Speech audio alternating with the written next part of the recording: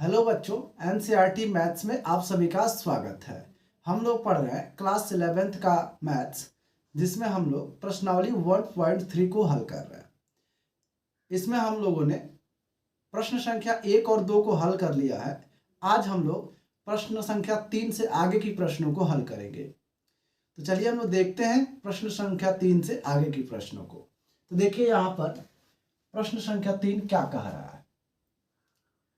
करा मान लीजिए कि a बराबर a is the set of, यहाँ से 1 2 और यहाँ पे एक सेट के रूप में अवयव दिया हुआ है 3 4 5।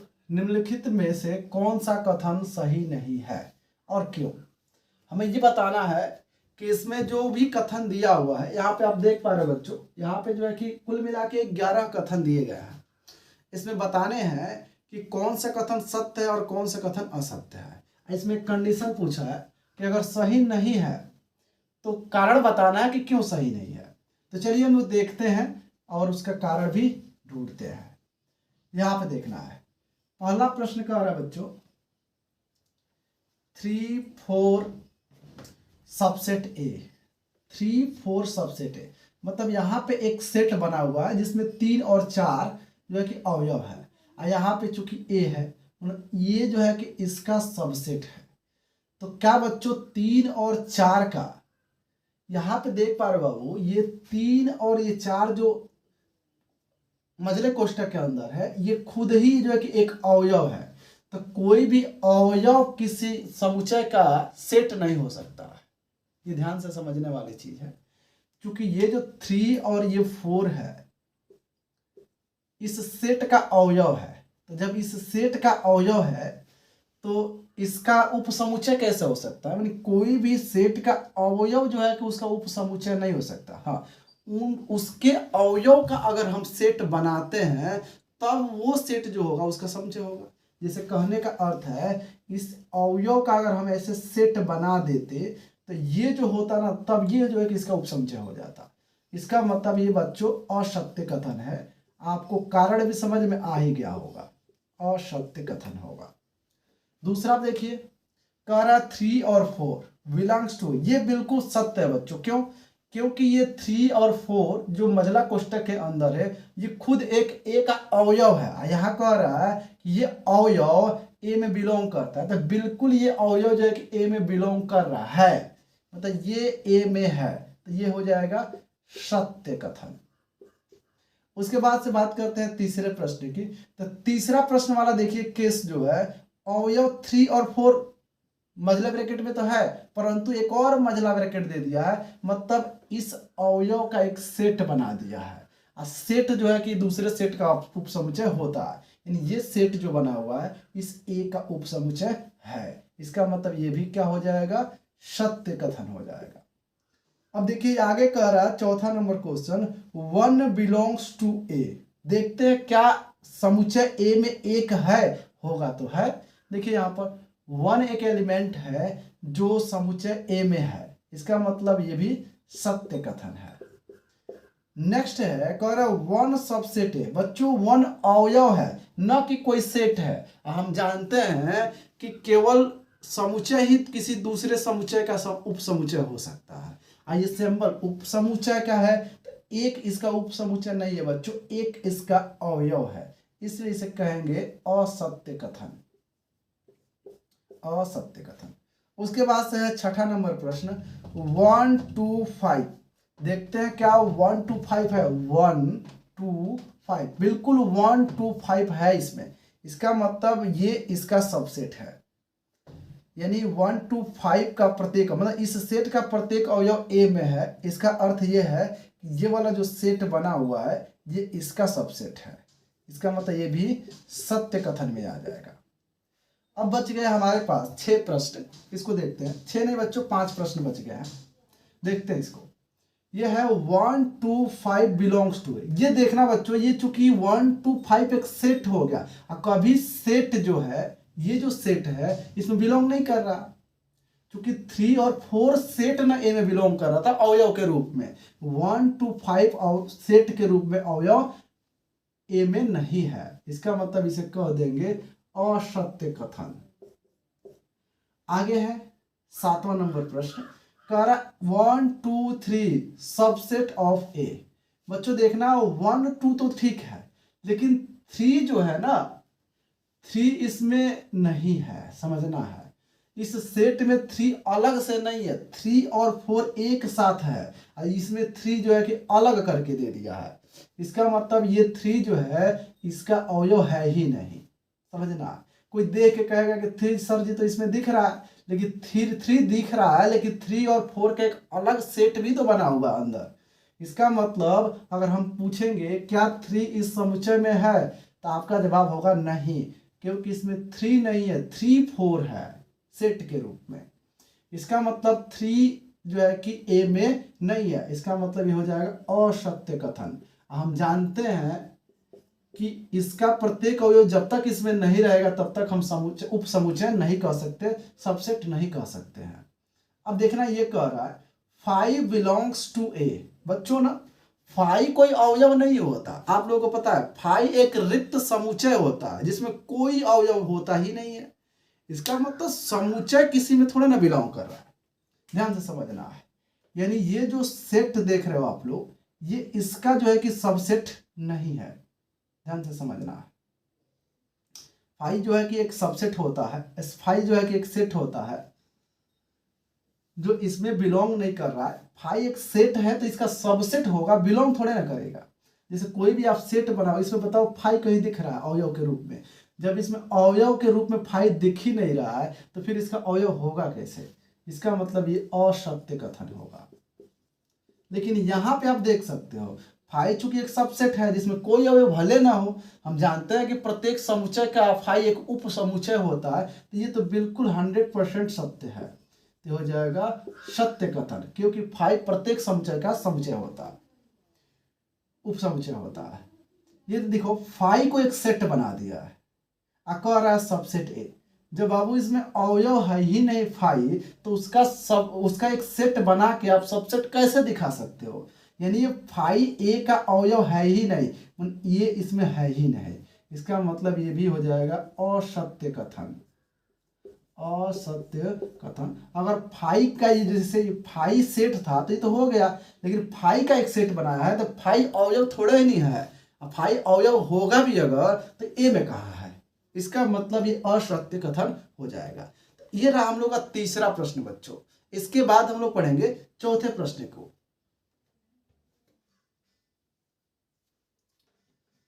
तो हम लोग बात करते हैं बच्चों चौथे प्रश्न की। तो चौथे प्रश्न को सॉल्व करने से पहले यदि आप लोगों ने चैनल को अभी तक सब्सक्राइब नहीं किया है तो कृपया चैनल को सब्सक्राइब कर लीजिए और बेल आइकन को भी प्रेस कर दीजिएगा, ताकि सबसे पहले आपको वीडियो प्राप्त हो सके। तो चलिए अब हम लोग देखते हैं चौथे प्रश्न को क्या है। प्रश्न कह रहा है निम्नलिखित समुच्चयों के सभी उप समुच्चय लिखिए। बच्चों ये उप समुच्चय लिखने की जो विधि थी उसको पिछले वीडियो में हम लोगों ने पढ़ चुके हैं। मतलब फर्स्ट और सेकेंड क्वेश्चन जब पढ़े थे हम लोग, तो उसमें घात समुच्चय और यूनिवर्सल सेट और समुच्चयों का समुच्चय, ये टॉपिक हम लोग ने डिस्कस किया था, जिसमें बताया गया था कि उप समुच्चयों का समुच्चय कैसे लिखते हैं, मतलब समुच्चयों का उप समुच्चय कैसे लिखते हैं। वैसे इसमें देखा जाएगा, इसमें कह रहा है उप समुच्चयों, सभी उप समुच्चय अगर लिख के उसका अगर हम सेट बना देते हैं ना, तो उसको पावर सेट कहते हैं, मतलब घात समुच्चय कहते हैं। लेकिन सबसे पहले हमें लिखना है, देखना बच्चों 5 जो होता है ना, सबका एक उप समुच्चय होता है, मतलब प्रत्येक समुच्चय का 5 एक उप समुच्चय होता है। तो इसका भी 5 जो है कि एक उप समुच्चय होगा। दूसरा उप समुच्चय क्या होगा बच्चों? तो दूसरा स्वयं का एक उप समुच्चय होगा। यानी यही 2 इसमें संभव है। तो इसके इस सेट के सिर्फ 2 ही उप समुच्चय हैं, एक है 5 और दूसरा है ए। तो इसको हम इस तरीके से हम दिखा सकते हैं। इसको दिखाना होगा तो बच्चों इसको मान लेंगे ए बराबर पहला क्वेश्चन, और इसको लिखना होगा अगर पावर सेट में अगर इनके समुच्चयों का समुच्चय बना दिया जाए इस तरीके से, तो पावर सेट होता है। अघात समुच्चय को हम इससे प्रदर्शित करते हैं पी ए से, तो पी ए बराबर इतना हम लिख सकते हैं। अब मान लीजिए हमें दूसरा प्रश्न सॉल्व करना है, तो इसको मान लेते हैं ए बराबर ए और बी, ये दिया हुआ है, ये हमने मान लिया। अब इसमें क्या करते हैं बच्चों, पी ए लिखेंगे तो इससे ये होगा कि सभी उप समुच्चयों का हम समुच्चय बना लेंगे। अब पता भी चल जाएगा कि उप समुच्चय कितने हैं। यहाँ से देखना है। तो हम क्या करेंगे, सबसे पहले इसके उप समुच्चयों को लिखते हैं। इसमें कुल मिला के 2 एलिमेंट है, तो इन एलिमेंटों का समुच्चय बनाएंगे तो सबसे पहले तो एक फाई आएगा जो सबका उप समुच्चय होता है। उसके बाद है बच्चों ए, तो ए का भी तो एक समुच्चय बनाया जा सकता है। तो इसमें एक ट्रिक है बच्चों, सारे एलिमेंट का अलग अलग से आप एक समुच्चय बना लेंगे, जैसे ए का अलग, बी का अलग, उसके बाद से लास्ट में दोनों को मिला देंगे, ए और बी को मिला करके एक समुच्चय बना देंगे। इसमें कुल कितने समुच्चय बने, 1 2 3 और 4 समुच्चय बने। आप बिना इसको ना समुच्चय मतलब बिना उप समुच्चय बनाए भी आप लोग पता कर सकते हैं कि कितने उप समुच्चय हो सकते हैं। उसका एक फॉर्मूला होता है बाबू, अगर निकालना उप समुच्चयों की संख्या और उप समुच्चयों की संख्या, तो इसका एक फॉर्मूला होता है 2 के पावर n। n मतलब इसमें अवयवों की संख्या है, तो इसमें कितने अवयव है बच्चों, तो 2 है, तो 2 के पावर 2 करोगे तो कितना हो जाएगा, 4 हो जाएगा। तो देखिए 4 इसमें उप समुच्चय आए हैं कि नहीं आए, इसलिए हम इस सूत्र से जो है कि ज्ञात कर सकते हैं कि किसका कितना उप समुच्चय है। तो चलिए अब 2 नंबर तो हो गया, अब तीसरे की बात करते हैं। तीसरे में भी प्रश्न में भी हम क्या कर लेंगे, a बराबर मान लेंगे 1 2 3, इसको बनाएंगे। अब ध्यान से इसे समझना है, यहाँ पर इसका घात समुच्चय लिख लेंगे तो वही उप समुच्चयों का समुच्चय हो जाएगा। तो इसका एक को एक सेट बनाएंगे तो इसका उप समुच्चय कहलाएगा, 2 को भी अगर हम सेट बनाते हैं तो इसका उप समुच्चय कहलाएगा, 3 का भी सेट बनाएंगे तो ये जो है एक सेट होगा, वो ए का उप समुच्चय कहलाएगा। उसके साथ से अब 2 को मिला के बना लीजिए, 1 2 ये भी उप समुच्चय है, 2 3 ये भी उप समुच्चय है, 1 3 ये भी उप समुच्चय है। हाँ, ये कभी गड़बड़ होने लगा ना कि कोई छूटा तो नहीं है, इसका एक ट्रिक यहाँ बताया गया है, उसकी मदद से आप कर सकते हो। जैसे देखो 2 के इसमें 3 एलिमेंट है, इसमें 2 के पावर 3 रख देंगे, 2 पावर 3 का मतलब 8 होता है, तो काउंट कर लीजिए क्या इसमें 8 है, 1 2 3 4 5 6, 2 बचा हुआ है, और कौन सा बचा है, तो आप लोगों को पता है ना कि 5 भी होता है, तो यहाँ लिख देंगे सबसे पहले 5, लेकिन एक और बचा हुआ है, तो एक कौन सा है, तो तीनों को मिला स्वयं जो है कि स्वयं का उपसमुच्चय होता है ना, जो सेट ए है स्वयं का भी तो उपसमुच्चय है। इसका मतलब 1 2 3 को भी हम एक सेट बनाएंगे जो स्वयं का उपसमुच्चय होगा। इस प्रकार से सबको जो है कि मजले कोष्टक में घेर देंगे, ये हम लोग का काम हो जाएगा। उसके बाद से देखिए चौथा नंबर जो क्वेश्चन है, इसका आंसर तो आप ऐसे भी दे सकते हैं। देखिए 5 का मतलब 5 एक सेट है, इसका मतलब इसमें कोई अवयव है ही नहीं। अब बच्चों एक चीज बताओ, जब इसमें कोई अवयव है ही नहीं तो उसका फिर उपसमुच्चय बनाओगे कैसे? इसका मतलब 5 का उपसमुच्चय स्वयं 5 होगा, इसका मतलब इसका आंसर में लिख दोगे इसका उपसमुच्चय सिर्फ 5 होगा, यानी 5 का उपसमुच्चय 5 होगा। अब उसके बाद से हम लोग बच्चों बात करते हैं इसके अगले प्रश्न की। प्रश्न है 5 नंबर जो प्रश्न है उसको यहाँ पे कर लेते हैं। यहाँ पर प्रश्न कह रहा है कि PA के कितने अवयव है, PA के कितने अवयव है, ये प्रश्न है बच्चों 5 नंबर। PA के कितने अवयव है यदि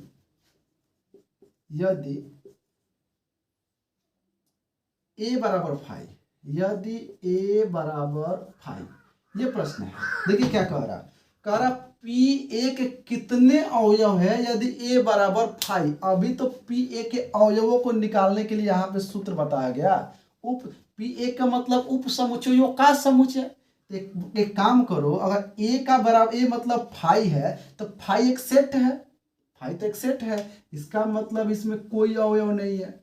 जब इसमें कोई अवयव है ही नहीं तो बच्चों उसका उपसमुच्चय बनेगा ही नहीं, एक 5 बस स्वयं का रह जाएगा। तो इसमें अवयवों की संख्या कितनी होगी, आंसर होगा वो 1।